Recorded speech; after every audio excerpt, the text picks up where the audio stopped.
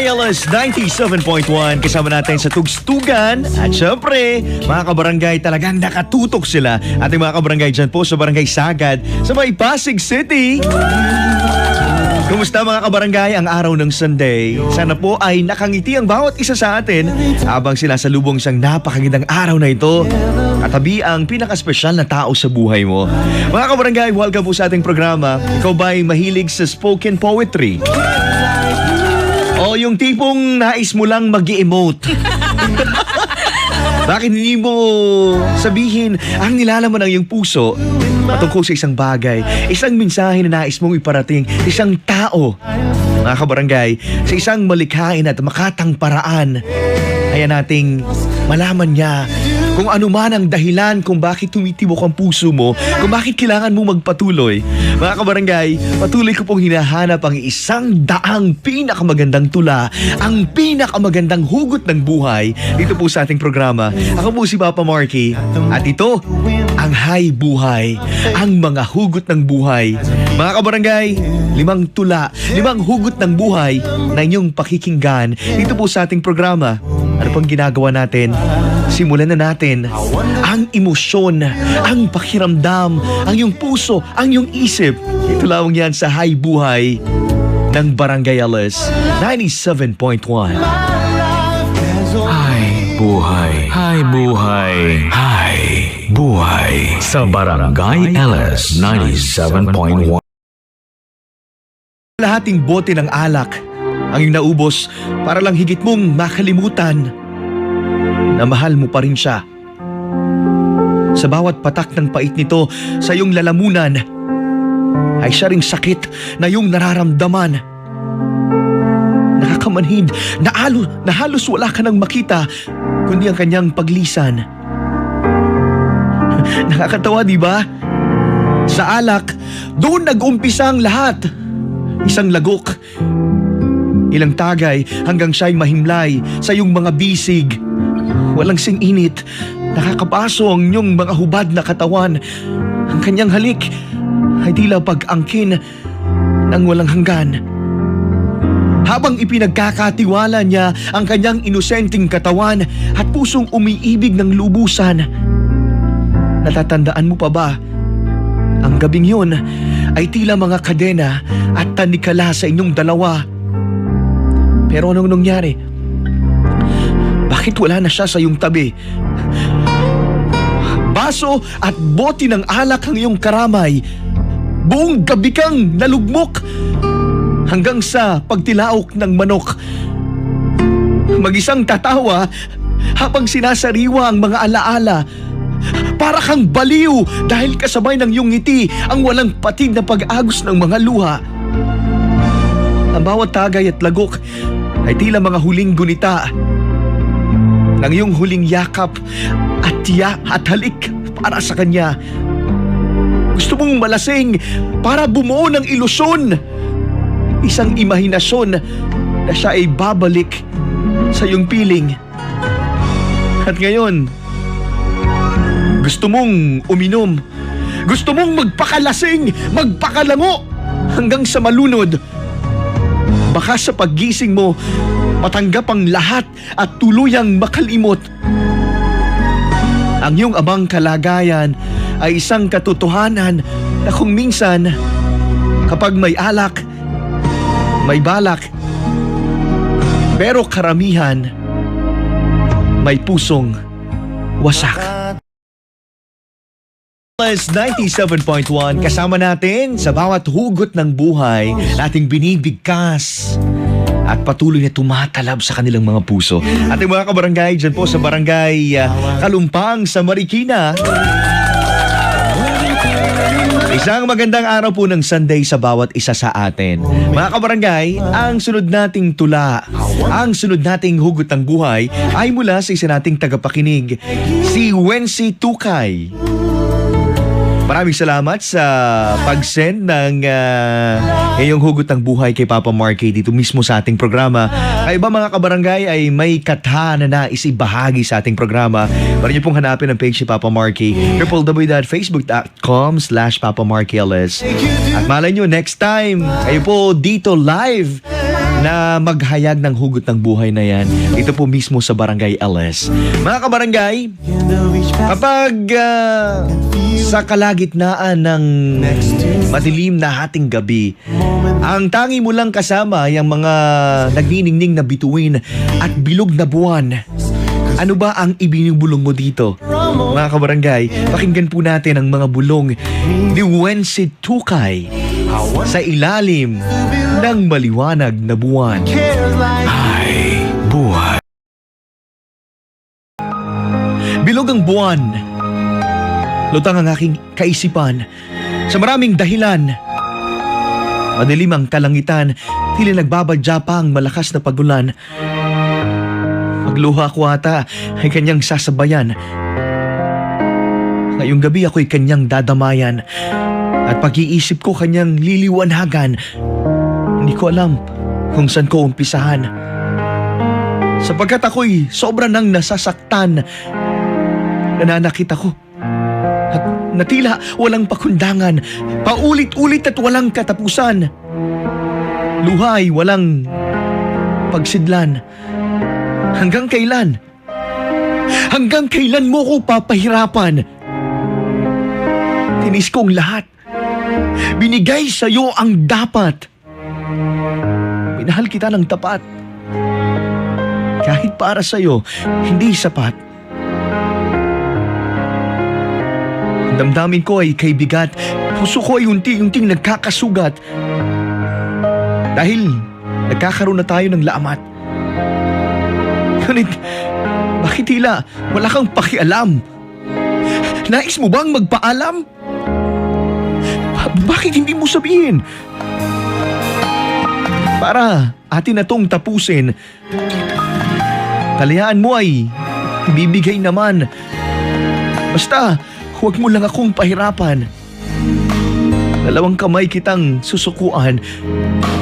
Higpit ng pagkakahawak ko ay akin ang bibitawan.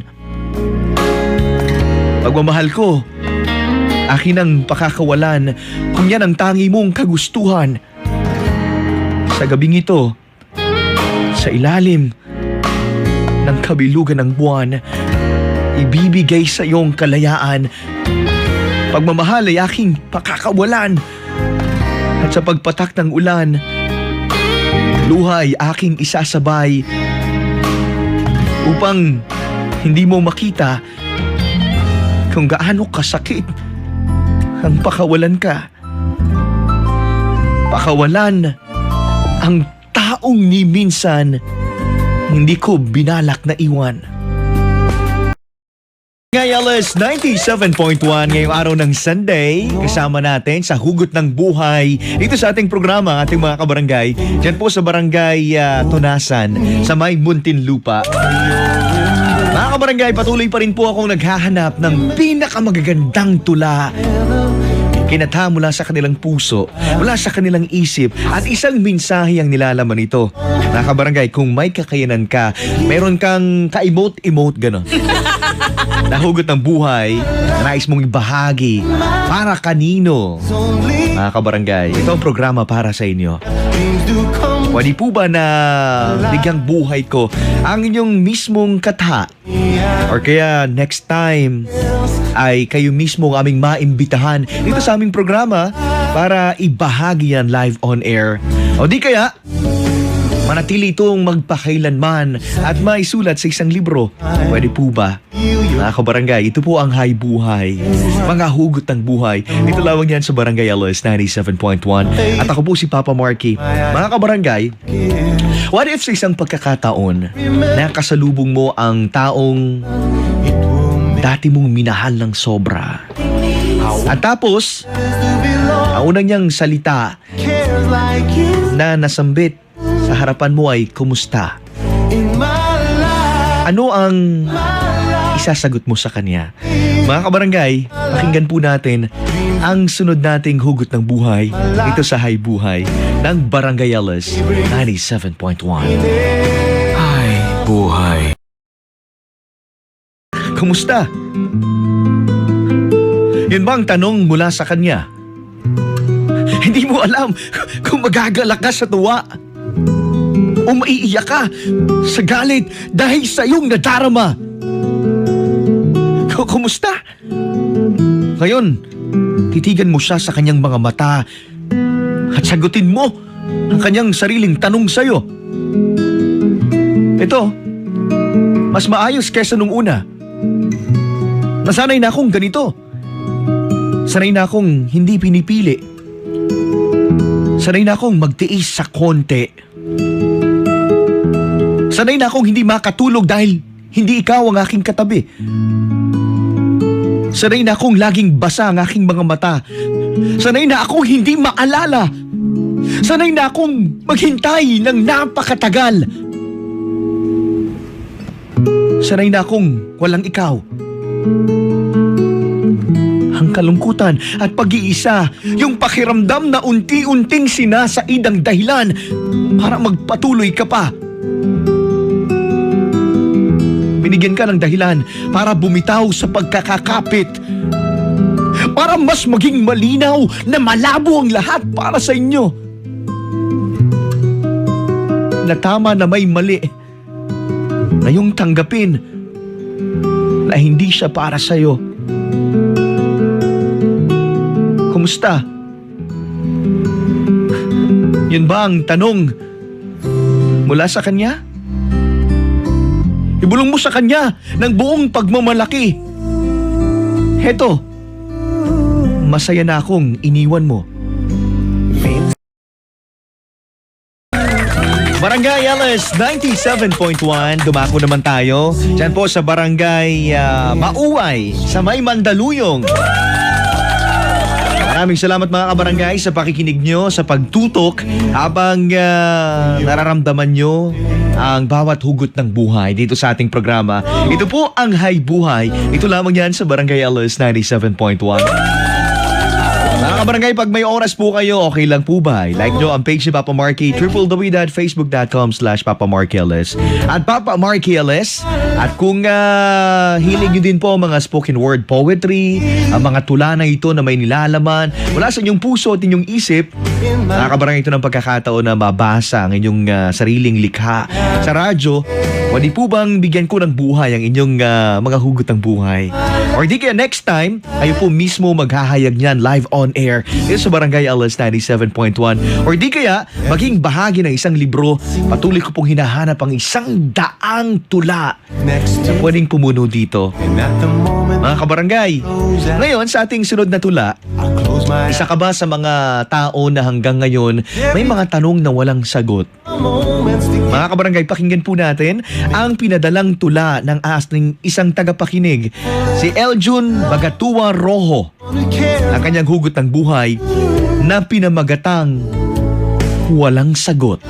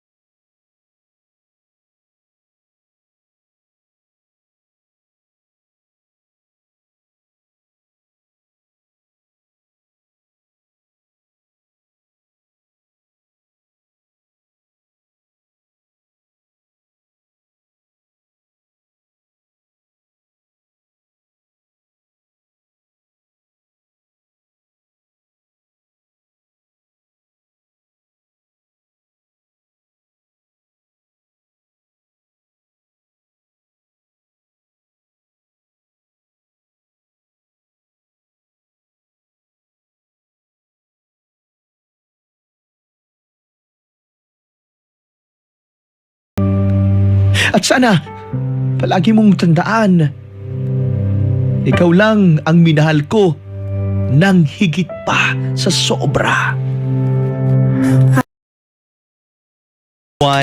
Siyempre nakatutok sa atin, hindi papahuli ating mga kabarangay dyan po sa Barangay Ordaneta sa may Makati City.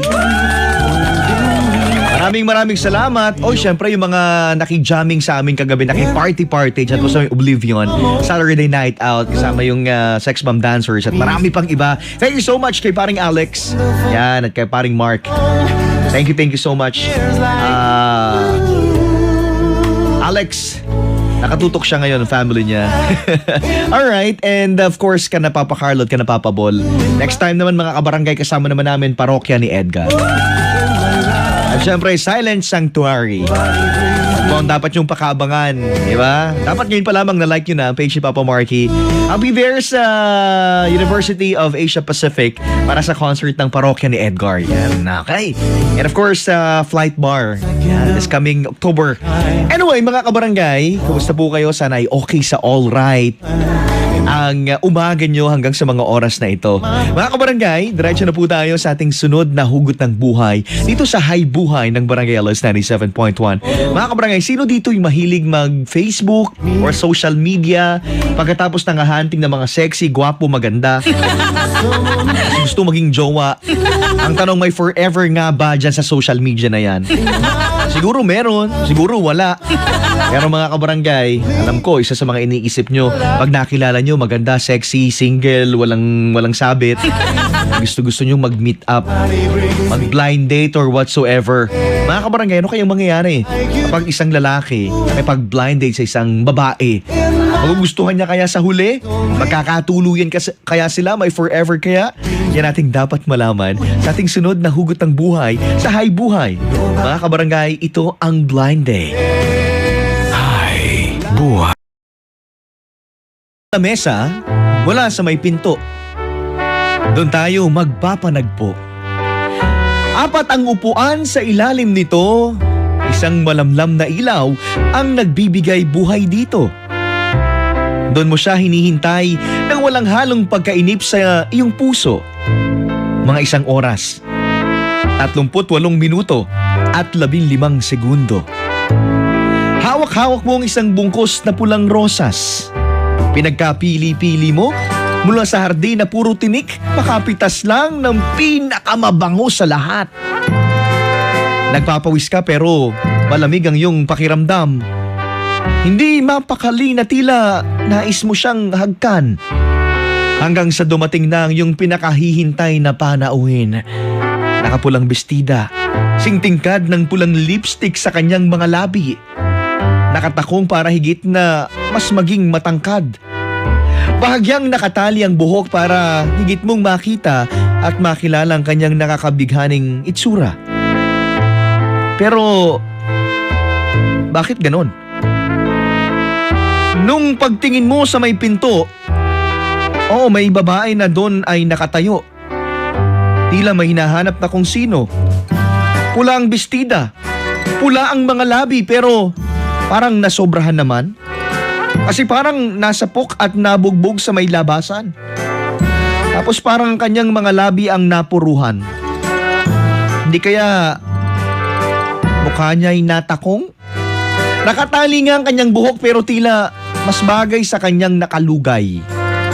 Yung hanggang paa para matakpan ang kanyang kabuuan. Hindi naman ikaw ay mapanglait pero medyo kinakabahan simula nung ihakbang niya ang kanyang mga paa papalapit sa iyong kinauupuan.